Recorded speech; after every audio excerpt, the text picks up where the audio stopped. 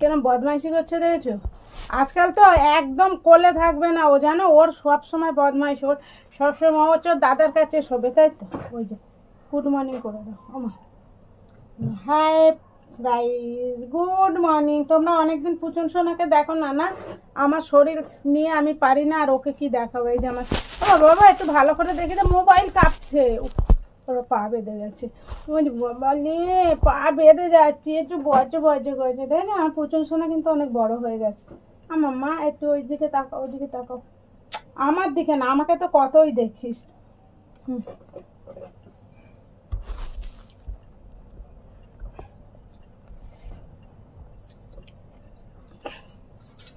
আর পারি না।